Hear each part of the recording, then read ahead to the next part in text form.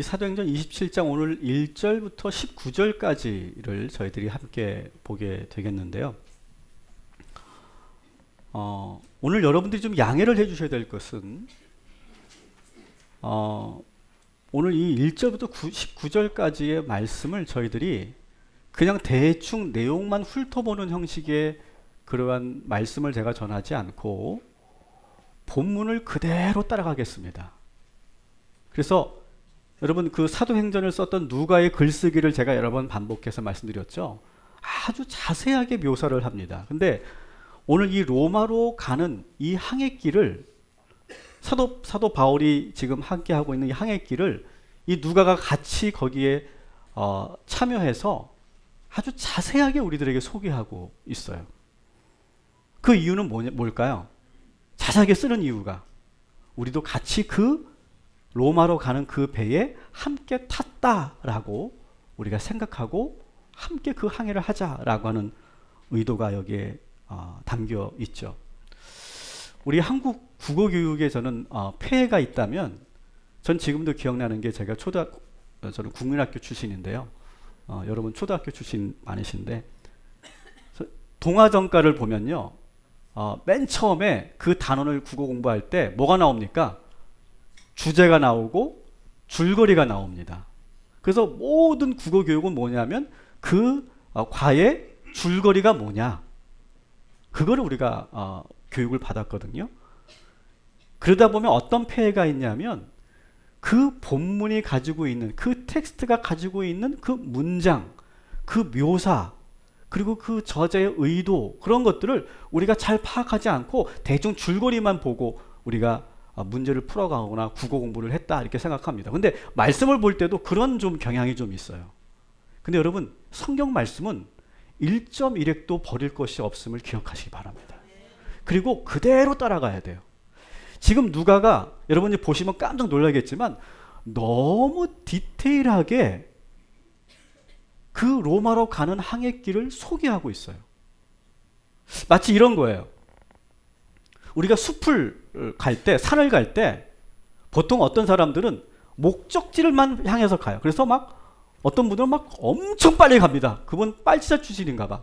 그래서 막 엄청 막 그냥 남들 한 2시간 가는 거리를 30분, 40분 만에 훅 오다가 훅딱 내려오는 그런 분들이 계세요. 근데 어떤 분들은 시간에 구애받지 않고 올라가긴 올라가는데 꽃도 보고 풀도 보고 벌레도 보고 나무와 함께 이렇게 교감하면서 올라가는 그런 분들이 있어요. 근데 오늘 이 27장 1절부터 19절은 마치 숲을 가면서 천천히 나무도 보고 꽃도 보면서 올라가는 그런 마음으로 여러분들이 이 본문을 읽다 보면 자연스럽게 하나님의 메시지와 하나님의 음성을 듣게 되는 그런 놀라운 체험들을 하게 될 거라고 저는 생각합니다. 그래서 저를 따라서 제가 이 말씀의 숲의 안내자라고 여러분 생각하시고 저를 따라서 이 말씀을 여러분 함께 참여해 주시면 좋겠습니다. 자, 27장 먼저 지도를 한번 봐주시면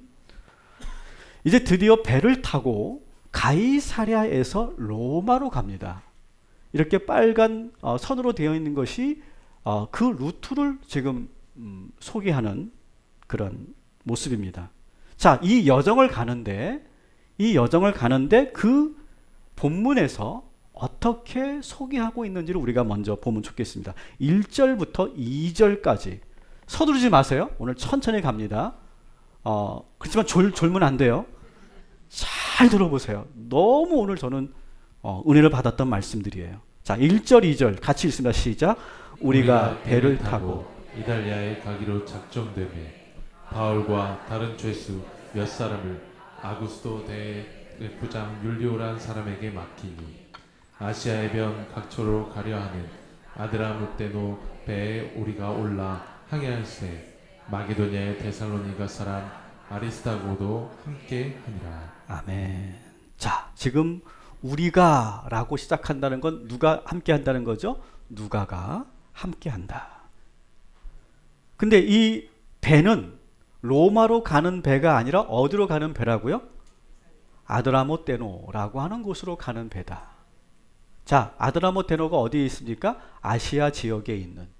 이 지역은 바울의 1차, 2차 전도 여행이 이루어졌던 그런 지역의 어느 한 지점이에요. 그러니까 로마로 가는 배를 처음 탄 게 아니에요. 또 본문을 여러분 잘 보시면 그 배에는 누구도 어떤 사람들 타고 있습니까? 다른 죄수들도 타고 있다. 이렇게 소개하고 있습니다. 아마 로마까지 가서 지금 재판을 받는 죄수들이니까 아마 중죄를 지은, 아마 반란죄 같은 그런 죄를 지은 그런 죄수들이 같이 타지 않았을까 생각합니다. 그리고 그 죄수들이 너무나 중요한 그러한 죄수들이기 때문에 로마의 황제 친위대 백부장 누굽니까? 율리오가 직접 후송해서 지금 로마로 데려가는 그런 장면을 1절, 2절에서 소개하고 있습니다. 자, 이 배에는 사도 바울과 누가가 타고 있고 누가 또 타고 있다고 소개합니까? 따라합시다. 아리스다고. 아리스다고라고 하는 사람이 같이 탔어요. 자, 이 아리스다고는 누굴까요? 사도행전 19장에 나와요. 여러분 에베소, 그때 대형 에베소 원형 극장 기억하시죠? 그죠? 거기서 데라미 신을 외쳤던 그 수만 명의 에베소 시민들 기억하시죠? 그때 그 유대인들이 끌고 갔던 사람이 바로 누구냐면 바로 이 아리스다고예요. 그러니까 그때 바울은 잡히지 않았지만 바울 대신에 이 아리스도가와 그 수많은 에베소 시민들의 그런 그 공격을 받으면서 많은 고초를 겪었던 그런 사람이죠. 근데 지금 이 아리스도거가 지금 이 로마로 가는 배에 같이 타고 있어요. 그리고 실제로 로마로 가서 빌레몬서와 골로새서에 보면 이 아리스다고가 로마 감옥의 사도 바울하고 같이 갇힙니다. 여러분, 이 저자 누가는 왜 이 아리스다고를 우리가 기억하기를 원할까요? 그 이름을 기억하기를 원하는 이유가 뭘까요? 이 아리스다고는 어떤 사람이냐? 사도 바울의 마지막 순간까지, 그 고난의 순간까지 끝까지 함께 했던 사람, 이 아리스다고를 여러분 기억해 주십시오 라고 지금 누가가 말하고 있는 거예요. 왜 이 아리스다고를 기억해야 될까요? 그 이유는 우리 모두가 아리스다고처럼 끝까지 주님과 함께하는 성도들이 되라 라고 하는 그런 의미로 누가는 그렇게 직접 말하지 않고 여러분 이 아리스다고를 기억해 주십시오 라고 하는 의미에서 이 이름을 여기에 기재한 거예요. 사랑하는 성도 여러분, 우리 모두가 아리스다고와 같은 인생을 살게 되기를 주님의 이름으로 축원합니다. 끝까지 주님과 함께하는, 마지막 순간까지, 그 고난의 순간까지 끝까지 함께하는 우리 모두 아리스다고가 되기를 주님의 이름으로 축원합니다. 자, 이런 식으로 우리가 말씀을 읽어 나갈 겁니다. 3절 4절도 함께 읽습니다. 시작. 이튿날 시돈에 되니 율리오가 바울을 친절히 대하여 친구들에게 가서 대접받기를 허락하더니 또 거기서 우리가 떠나다가 맞바람을 피하여 구부로 해안을 일지하고 항해하여 길리기아와 밤빌리아 바다를 건너 루기아의 무라시에 이르러. 아멘. 자, 이 3절부터 5절까지를 잘 보세요. 상당히 함축적이고 아주 많은 내용이 담겨져 있어요. 자, 이 본문을 그대로 해서 지도를 한번 보겠습니다. 자, 가이사랴에서 어디로 가요? 시돈으로 갑니다. 자, 시돈에서 이제 어디로 갑니까? 맞바람을 피해서 구브로 해안을 따라서 어디를 지납니까? 길리기아와 밤빌리아를 지나서 어디로 간다고요? 무라라고 하는 도시로 가는 여정을 여기서 소개하고 있습니다. 그러면서 3절에 보니까 시돈에 이르렀을 때 백부장 율리오가 바울에게 많은 배려를 합니다. 잠깐 그 시돈에 있는 교회 성도들과 교제도 좀 하시고 식사도 좀 하시고 돌아오십시오. 이렇게 많은 배려를 해주어서 함께 자유롭게 시돈에서 보내고, 그런데 바람이 지금 심상치가 않은 거예요. 바람이. 그 당시에 지금도 그렇지만 지중해 동부에는요, 해안가에서 자주 강한 서풍이 불어요. 그래서 여러분 지도에서 보시는 것처럼 시돈에서 무라로 간다면 지금 점선에 따라가는 것이 훨씬 가깝겠죠. 근데 바람이 부니까 그 맞바람을 피해서 지금 구브로 섬을 돌아서 길리기아와 밤빌리아로 가는 그 내용을 우리들에게 자세하게 소개하고 있어요. 자, 이것을 지금 누가가 이렇게 자세하게 소개하는 이유가 뭘까요? 이 로마로 가는 여행에서 가장 큰 변수가 하나 생기는데 그것이 뭐냐? 따라합시다. 바람.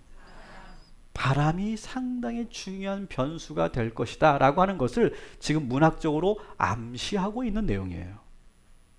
그래서 배가 지금 맞바람을 피해서 지금 구브로 섬을 돌아서 지금 가고 있는 그 장면을 지금 보여주고 있는 거예요. 앞으로 계속 보시겠지만 로마로 가는 이 바닷길에 이 바람이 얼마나 큰 영향을 미치게 되는지를 우리가 앞으로 알게 될 거예요. 여러분, 오늘 우리 인생도 마찬가지예요. 우리가 지금 목적지가 있어요. 우리 인생에. 우리가 그 목적지를 향해서 우리가 그 꿈을 향해서 지금 철저하게 계획하고 우리가 가고 있어요. 근데 여러분, 우리 인생에 바람이 불니다. 시도 때도 없이 바람이 불고 있다는 걸 여러분 기억하십시오. 시도 때도 없이 우리가 생각한 대로 그렇게 가지 못하게 역풍이 불 때가 있어요. 그럴 때 여러분, 바람을 잘 대처하고 그리고 바람을 잘 이용하는, 그래서 그 목적지에 잘 도착하는 우리 모두가 되기를 주님의 이름으로 축원합니다. 이 바람을 우리가 보지 못하면, 항해하는데 이 바람을 우리가 잘 조정하지 못하면 배가 침몰하게 되는 거예요. 먼저 오늘 이 초반부에 여러분이 이걸 기억하세요.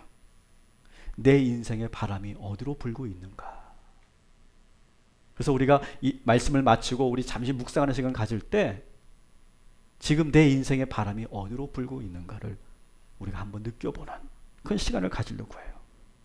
민감하게 우리 인생의 바람을 잘 느끼고 그것을 잘 대처할 수 있는 지혜를 오늘 이 말씀을 통해 우리가 알게 되기를 주님의 이름으로 축원합니다. 자, 이제 6절부터 8절까지 또 천천히 읽습니다. 시작. 거기서 백부장이 이달리아로 가려 하는 알렉산드리아 배를 만나 우리를 오르게 하니 배가 더디가 여러 날 만에 간신히 니도 맞은편에 이르러 풍세가 더 허락하지 아니하므로 살몬의 앞을 지나 그레네 해안을 바람막이로 항해하여 간신히 그 연안을 지나 미양이라는 곳에 이르니 라세아시에서 가깝더라. 아멘. 그냥 우리가 읽으면 그냥 뭐 1분이면 읽고 그냥 지나가는데 다시 한번 본문을 봅시다. 자, 무라시에서 뭐 한다고요? 배를 어떻게 한다고요? 갈아타요. 배를. 이 처음에 탔던 배는 로마로 가는 배가 아니었기 때문에 배를 갈아타는데, 지도를 한번 보시면 로마로 가는 배를 갈아타는데 이 배는 어디서 왔냐 하면 알렉산드리아에서 온 배예요. 알렉산드리아는 여러분 아시는 것처럼 애굽의 지역에 해당됩니다. 북아프리카 지역에 해당되는 곳이에요. 거기서 온 배예요. 이 알렉산드리아 호는 많은 곡물과 그리고 많은 그런 물자를 싣고 로마로 가는 배예요. 여기 이 배에 실려 있는 것은 무역을 하기 위한 것도 있고 또 로마 황제에게 세금을 바치기 위한 여러 가지 물자가 실려 있는 아주 큰 배였어요.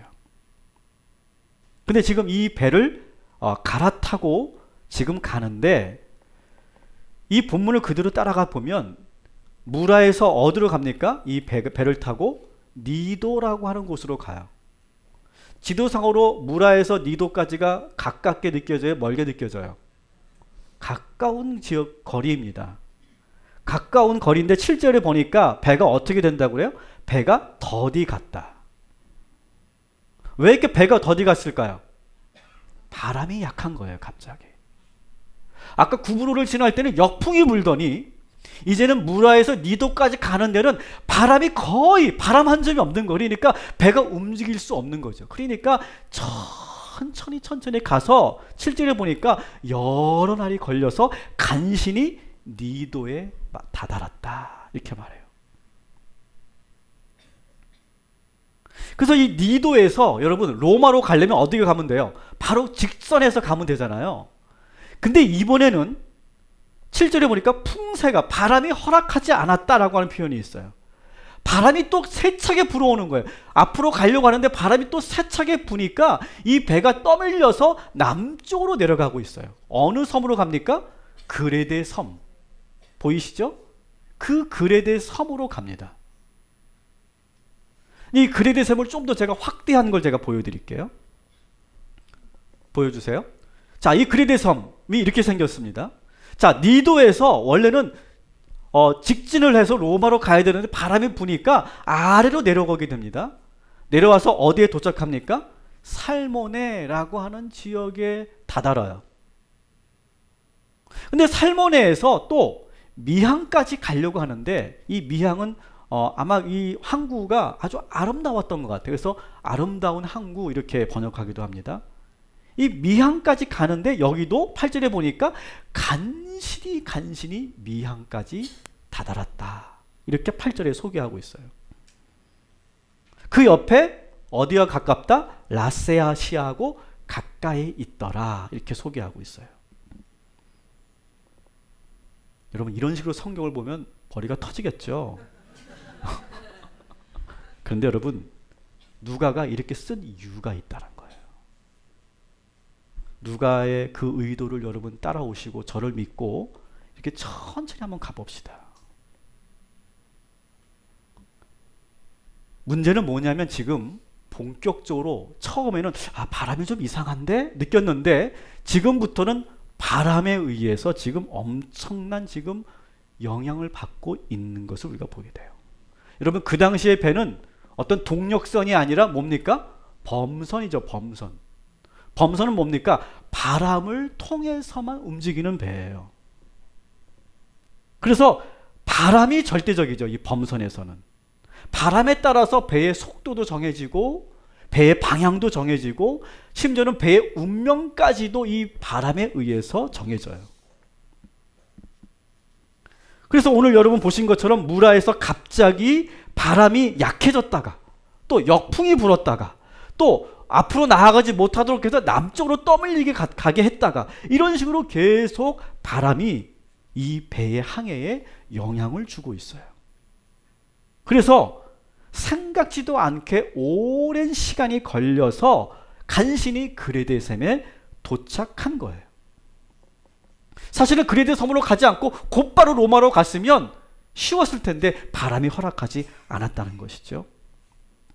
여러분 우리 인생도 마찬가지예요. 어느 때는 내 뒤에서 순풍이 확 불어줄 때가 있어요. 그러면 내가 노력하지 않아도 쫙쫙 앞으로 나갑니다. 잘 나갑니다. 여러분도 살면서 전성기라는 게 한번 있었지 않았습니까? 그럴 때가 있어요. 뭐 내가 노력한 것도 없는데 막 장사가 잘 되기도 하고 막 나도 모르게 막 승진도 하게 되고 막 성과가 좋을 때도 있어요. 순풍이 부는 거죠. 근데 어느 때는요 반대로 역풍이 불고 내가 가려고 하는 방향은 오른쪽인데 자꾸 맞바람이 부니까 나도 모르게 떠밀려서 왼쪽으로 남쪽으로 그렇게 끌려갈 때가 있어요. 우리 인생에서. 어느 때는요 한 발자국도 내가 앞으로 나아가지 못할 때도 있고요. 또 바람이 너무 세가지고 내가 그 바람에 넘어지기도 하고 나뒹굴게 될 때도 있어요. 여러분 지금 여러분의 인생의 바람은 어떻게 불고 있습니까? 순풍입니까? 역풍입니까? 아니면 토네이도 같은 그런 엄청난 바람입니까? 지금 바울이 탄 이 배는 예측한 대로 예상한 그런 루트대로 가지 못하고 계속 남쪽으로 떠밀려 온 거예요. 그러나 여러분 우리의 인생의 항해가 내 뜻대로 되지 않고 바람이 나를 도와주지 않는다고 해도 여러분 서두르지 마시고 조급해하지 마시기를 주님의 이름으로 축원합니다. 지금 바울의 일행은요 그레데 섬에서 아주 조심조심 이 알렉산드리아 호를 운행하고 있어요. 그러면서 조금씩 지금 나아가고 있는 거예요. 그런데 구절을 한번 읽어봅시다. 시작. 여러 날이 걸려 금식하는 절기가 이미 지났으므로 항해하기가 위태한지라 바울이 그들을 권하여. 아멘. 자, 그레데 섬 미항에 도착을 했는데 금식하는 절기가 찾아와요. 이 금식하는 절기는 뭐냐 하면 유대인들의 그런 명절 중에 하나인데 이런 명절이에요. 뭐냐면 한 해 동안 우리가 살면서 우리의 행적이 다 하늘나라에 기록되는 거 아세요, 여러분? 아세요, 모르세요? 몰라요? 여러분 다 기록되어 있어요, 여러분. 무서운 줄 아셔야 돼요. 다 기록되어 있어요. 그런데 그런 거예요. 이 대속죄일은 어떤 절기냐면 그걸 빼곡하게 하나님이 기록해 놓으시고 그 책을 딱 덮는 날이에요. 덮는 날. 그 책을 봉인하는 날.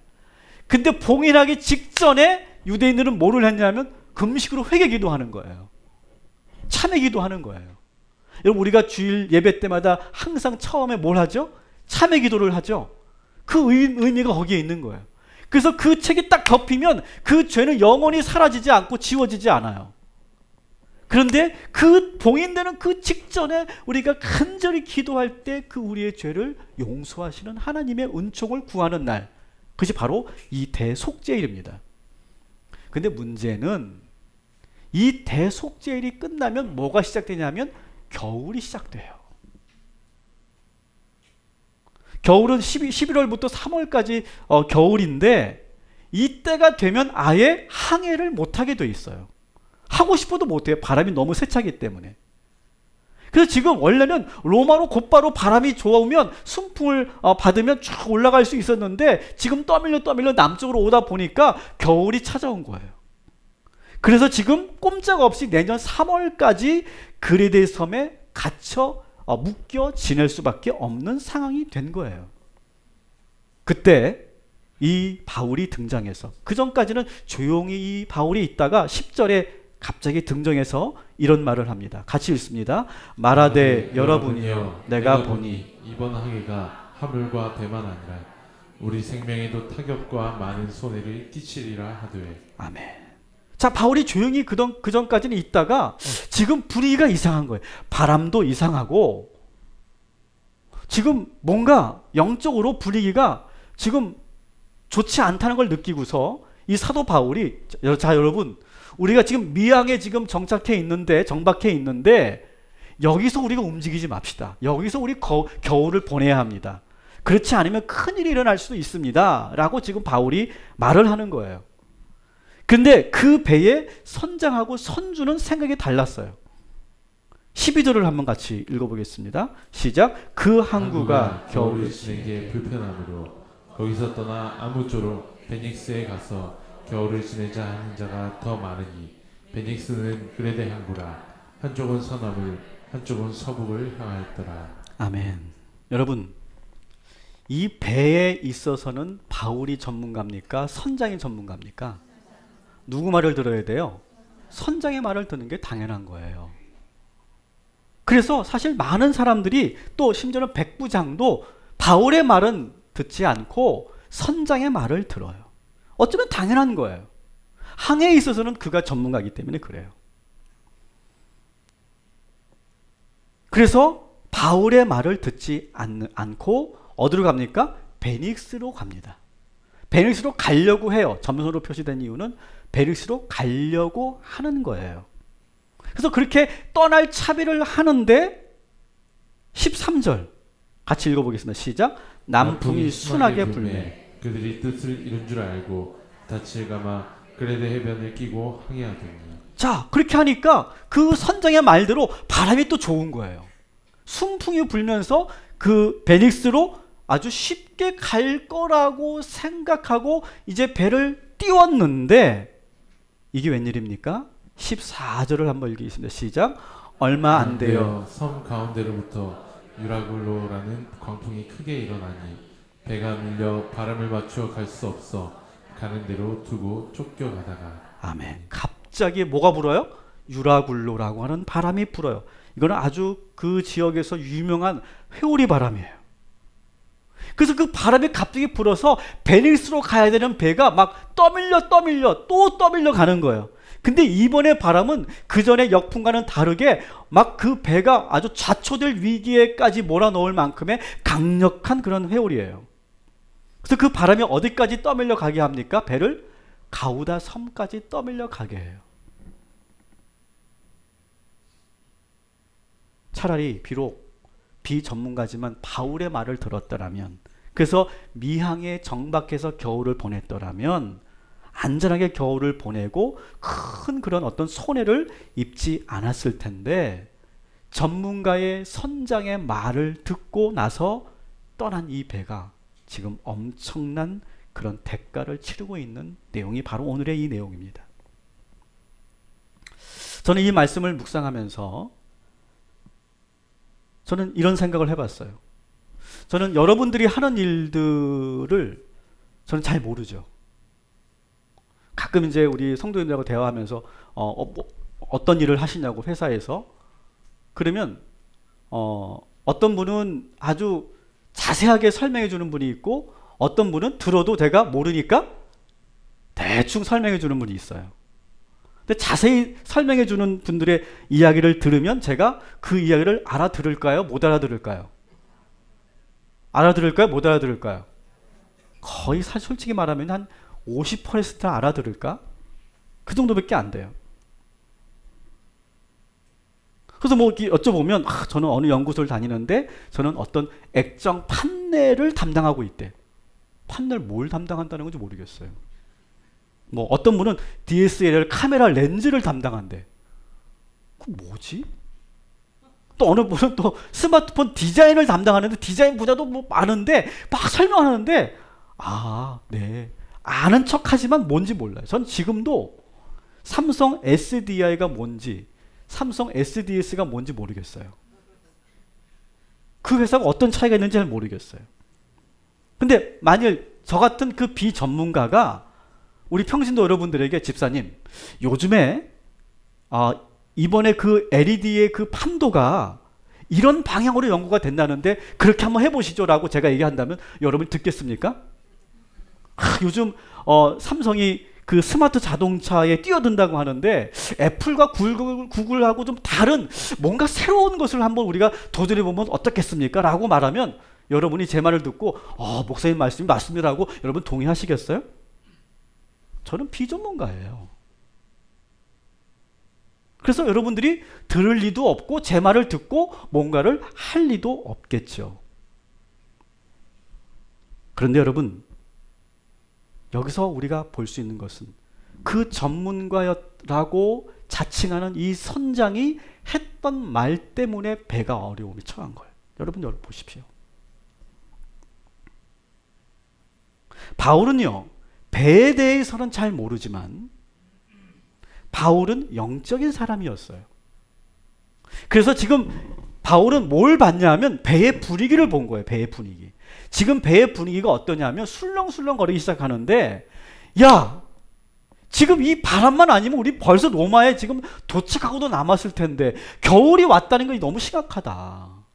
겨울이 오기 전에 우리가 빨리 알렉산드리아에서 배를 출발시킨 건데 저 선장이 저거 잘못해가지고 저 바람을 어떻게 좀 이기지 못해가지고 지금 이게 뭐냐, 3월 때까지 어떻게 기다리라는 거냐, 그런 식으로 막 안에서 막 동요가 일어나기 시작해요.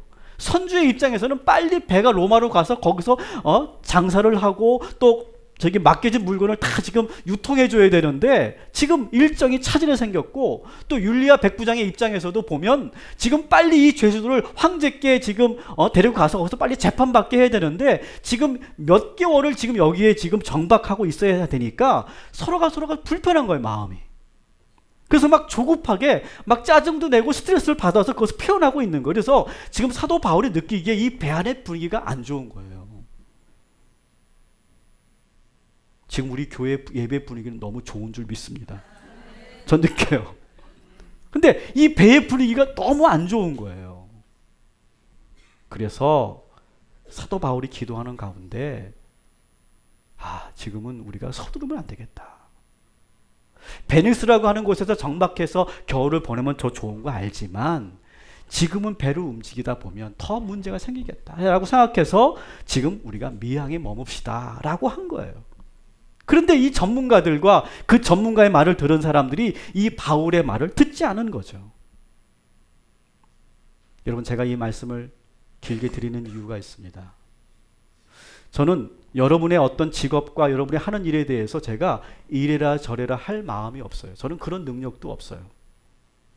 가끔 제가 이전 교회에서 그런 질문을 받은 적이 있어요. 목사님, 제가 하는 사업이 지금 전기 자전거를 만드는 사업인데 제가 전기 자전거를 하면서도 지금 제가 예초기도 하고 있는데 목사님 기도 많이 하시죠? 제가 예초기를 해야 될까요? 전기 자전거를 해야 될까요? 제가 계속 말씀드립니다. 저는 몰라요.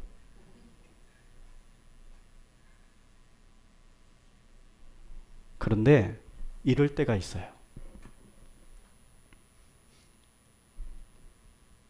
여러분들이 전문 영역인데 오히려 전문가들이 이 선장처럼 실수할 때가 많아요. 왜? 자기 경험과 자기 전문 지식만 믿고. 자꾸 편견에 사로잡힐 때가 있어요. 여러분 그럴 때마다 저를 한번 떠올려 주세요. 그리고 저한테 한번 오셔서 저에게 여러분의 업무에 대해서 한번 설명해 보세요. 그럼 저는 그것을 알아듣는다, 못 알아듣는다? 잘 못 알아들어요. 그런데 제가 여러분들이 지금 어떤 생각에서 잘못되었는지를 제가 알려드릴 수 있어요. 그래서 내가 이거는 내가 중심을 좀 더 잘 잡아야 되고 관점을 새롭게 하기 위해서 여러분 저를 기억해 주시고 저에게 오시면 제가 얼마든지 도와드릴 수 있어요. 그리고 제가 또 기도하지 않겠어요?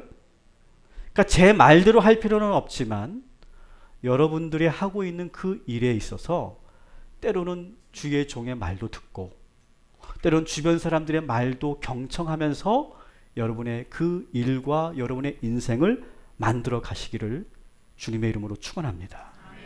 대단히 중요합니다.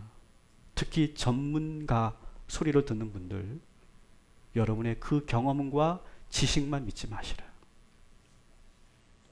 16절 17절 같이 한번 읽어보겠습니다. 시작. 가우다라는 작은 섬 아래로 지나 간신히 거루를 잡아 끌어올리고 줄을 가지고 선체를 둘러감고 스르디스의 거위가 두려워하여 연장을 내리고 그냥 쫓겨 가더니. 아멘. 저는 말씀을 준비하면서 이 16절 17절이 제일 은혜가 받았어요. 여러분 어느 구절이 은혜가 됩니까? 저는 이 구절이 참 재밌었어요. 이 상황을 여러분들이 이해하면 재밌을 거예요. 어떤 거냐면 가우다 섬까지 간신히 다다랐죠. 그죠? 그 가우다 섬까지 간신히 다다라서 뭘 하냐면 정비를 합니다. 정비를 하는데 거루를 잡았다고 돼 있어요. 거루가 뭐냐면 거룻배예요. 거룻배. 그러니까 그 당시 배에도 작은 배들을 묶어서 지금 다닙니다. 왜냐하면 이것은 구명보트 같은 거예요. 그래서 이 본체가 침몰하기 직전에 이 거룻배를 띄워가지고 남아있는 사람들이 그 배를 타고 이제 생명을 유지하는 거죠. 그래서 이 거룻배를 포기할 수가 없는 거예요. 그래서 이 거룻배가 하도 바람이 부니까 유라굴로의 바람이 너무 세니까 이 묶어두었던 이 밧줄이 느슨해져서 지금 떨어지려고 하고 또 이 거룻배가 계속 바람에 의해서 쾅쾅 본체를 치는 거예요. 그러니까 이 본체가 점점 깨지게 되겠죠. 그래서 본체에 손상이 가니까 다시 이 거룻배를 다시 단단하게 묶는 장면이 바로 16절의 그 내용이에요. 그런데 이 거룻배를 잘 정비했는데 이번에는 또 다른 문제가 생겨요. 가우다 섬을 지나면서 뭐가 나타납니까? 따라합시다. 스르디스가 뭘까요? 이 스르디스라고 하는 것은 소위 모래톱이라는 거예요. 모래톱은 또 뭐야? 모래톱이라는 것은 사진을 보여드릴게요. 이런 거예요. 이런 거. 여러분 해안가에 이런 장면 많이 보시죠? 자, 이 말은 뭐예요? 이 해안의 수심이 어떻다는 거예요? 낮다는 거고 수심이 지금 불규칙하다는 거예요. 지금. 근데 그 당시 배는 이 모래톱을 만나면 대단히 위험하다는 거죠. 이게 또 왜 위험할까요? 그럼 우리가 배의 구조를 우리가 좀 봐야 되겠죠? 그 당시 고대 배는요, 크게 두 가지로 나눠서 볼 수 있습니다. 첫 번째는 평저선과 첨저선으로 나눠서 볼 수 있어요.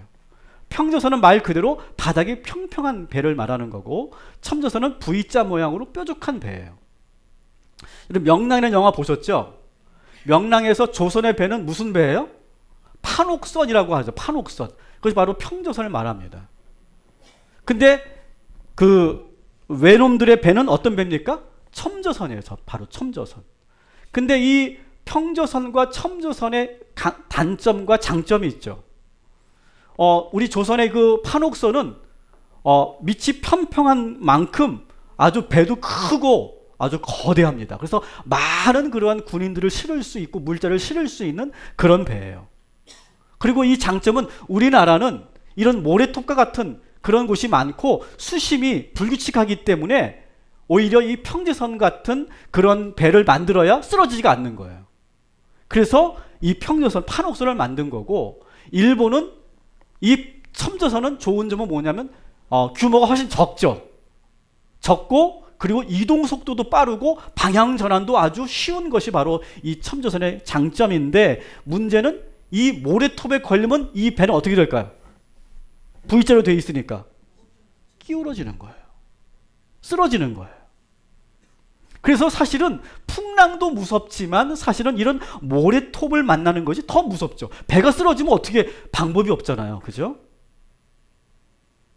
그래서 지금 이 선원들은 사투를 벌입니다. 이 모래톱에 걸리지 않으려고 지금 이 배를 해안가에서 멀리 수심이 깊은 곳으로 계속 떠미는 거예요. 아마 긴 장대로 아마 그렇게 계속 밀었을 거예요. 그리고 돛을 내리고 바람의 영향을 받지 않고 능숙한 그런 선장의 키질로 인해서 키질을 하면서 아주 조심조심 그 모래톱을 피하고 있는 장면이 바로 오늘의 장면이다. 이렇게 볼 수 있어요.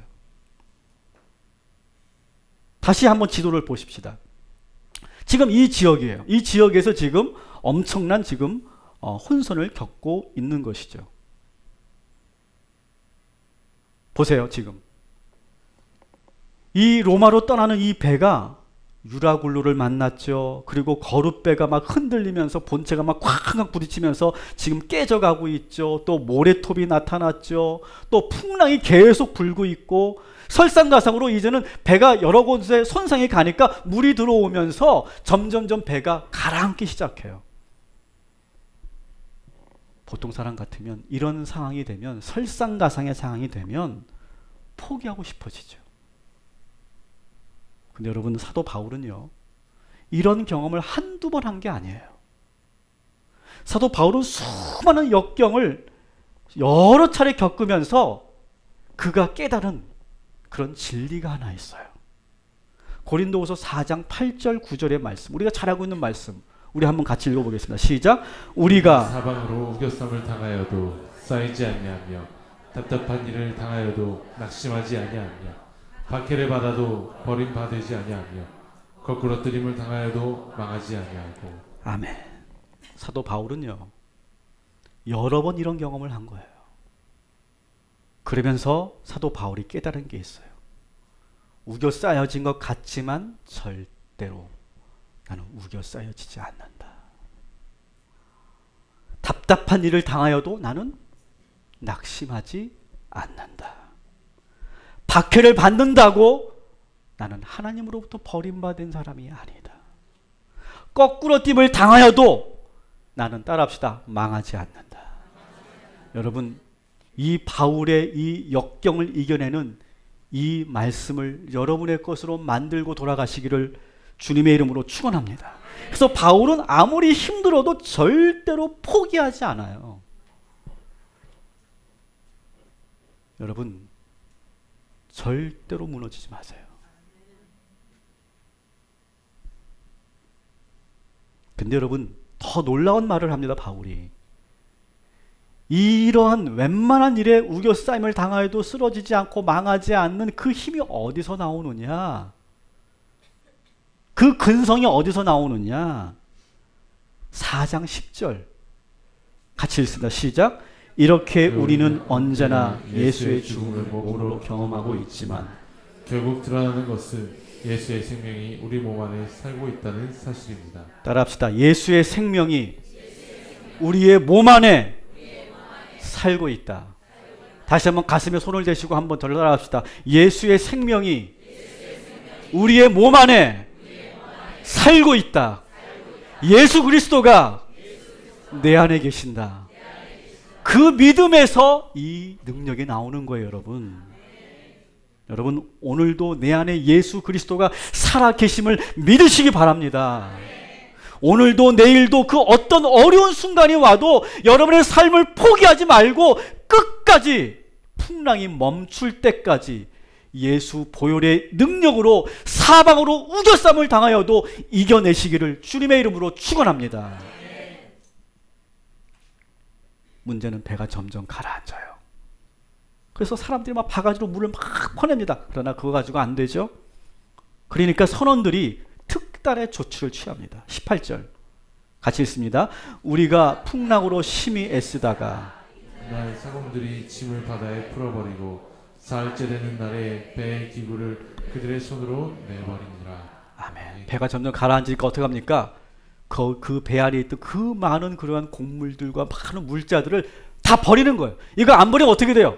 다 수장되는 거예요. 버리는 거예요. 근데 그것으로도 안 되니까 어떻게 해요? 배의 기구들까지 다 버려요. 배의 뭐 할대, 닷, 할대줄, 선수, 깃대, 방향, 탈 것 없이 다 버리는 거예요. 그냥 배가 통으로만 남아도 일단은 배가 가라앉지 않으면 되니까 다 버리는 거예요. 저는 이 말씀을 묵상하면서 은혜를 받았어요. 제가 한 주간 딱 이게 사람이 그렇더라고요. 부정적인 생각이 딱 들어오니까 계속 제가 한 주간 우울했거든요. 사실은요. 몰랐죠? 제가 우울했던 거? 우울했어요. 사실은. 근데 이 생각을 내가 이건 떨쳐버려야 돼 라고 하는 건 내가 알아요. 머리로. 여러분도 그렇잖아요. 이거 버려야 돼. 이거 아니야. 라고 하는데 그 생각이 딱 사로잡히면 어떻게 됩니까? 계속 그 생각에 끌려가요. 근데 제가 우울한 거를 유일하게 아는 사람이 있어. 누구야? 제 아내만 알아. 제가 계속 다른 사람한테 보이지 않지만 제 아내한테는 막 한숨 푹 쉬고 이러고 있는 거예요, 제가. 근데 제 아내가 얼마나 답답했던지 저에게 와가지고 제 어깨를 딱 잡더라. 그렇게 딱 잡고 여보 내 눈을 봐. 누구 내 눈을 바라봐 그런 거 아니고 여보 내 눈을 좀 봐봐. 지금 이전보다 훨씬 좋잖아. 지금 생각해봐. 과거보다 훨씬 좋아졌어 여보. 근데 제가 그렇다고 여보 그런가? 제가 그랬겠어요? 뭐야 이렇게 했어. 했더니 내 눈은 보라니까 그러는 거예요. 이 사람이 왜 그래? 근데 제가 그 순간 제 부정적 생각이 떠나갔어요. 정말 거짓말같이 떠나갔어요. 그 생각을 제가 버리게 된 거예요. 여러분 제가 여러분들에게 오늘 이렇게 권면합니다. 제 눈을 보세요. 제 눈 여기 한눈은 다 제 눈을 보세요. 버리시기 바랍니다. 저하고 눈 마주친 분들 아멘 하세요. 버리시기 바랍니다. 버리시기 바랍니다. 다 버리시기 바랍니다. 버리십시오. 훨씬 여러분 좋아졌어요. 제 눈을 보시고 모두 버리시기 바랍니다. 여기도 버리세요. 오늘 여기 다 버리고 가세요. 여기가 쓰레기통이 되어 좋아요. 저희가 다 청소할 거고 천사가 다 청소할 거야. 다 버리고 가세요. 다 버리세요. 여기다가. 그리고 가벼운 마음으로 가시기 바랍니다. 하나님께서 여러분들에게 주시는 명령이라고 믿으시고 모두 버리시고 가벼워지시기를 주님의 이름으로 축원합니다. 말씀을 우리가 정리하면서 한번 눈을 감아 봅시다. 오늘 말씀을 제가 쭉 한번 이제 엑기스를 가지고 여러분들에게 정리해 드릴 거예요. 눈을 한번 감아 보세요. 자, 여러분은 지금 인생의 배를 지금 띄웠습니다. 인생의 바람을 한번 잘 관찰해 보세요. 어떻게 불고 있습니까? 바람이. 그 바람의 강도도 느껴보시고 그 바람의 방향도 느껴보시기 바랍니다. 순풍일 수도 있고 역풍일 수도 있고 유라굴로일 수도 있어요. 그 바람이 여러분을 원치 않는 방향으로 끌고 간다고 해도 조급해하지 마십시오. 그때 내 경험, 내 생각보다는 하나님의 음성을 들으십시오. 그리고 독단적으로 편견에 빠지지 말고 제발 주변 사람들의 말도 한번 경청해 보십시오. 그리고 혹시 내가 고집해서 뜻하지 않게 유라굴로를 만났어도, 모래톱을 만났어도, 암초에 걸렸어도, 바람에 떠밀려서 엉뚱한 곳으로 갔어도 여러분 두려워하지 마시고, 절대로 사방으로 우겨쌈을 당하였어도 내 안에 계신 예수 그리스도를 믿고 여러분의 키를 꽉 붙잡으시기 바랍니다. 그림을 그리세요. 여러분의 키를 꽉 붙잡으세요. 여러분 그 성화 기억나시죠? 내가 키를 딱 붙잡고 있는데 내 뒤에 누가 계십니까? 예수님이 계시죠? 예수님이 내 어깨에 손을 탁 얹고 계시죠? 그리고 그 사찬 바람에서 방향을 가르치고 계시죠? 그 주님을, 그 그림을 여러분 마음속에 품으시기 바랍니다. 그러면서 오늘 이 시간 버려야 할 것 다 버리십시오. 그리고 가볍게 가십시오. 하나님께서 저와 여러분을 지키시고 인도하여 주실 줄 믿습니다.